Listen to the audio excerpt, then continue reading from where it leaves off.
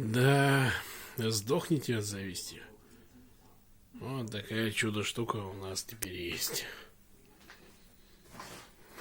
Ну, это для мангала. Вытяжка. Ну, прикиньте, как это здорово. Вау! Завидую сам себе. Хе-хе-хе-хе-хе.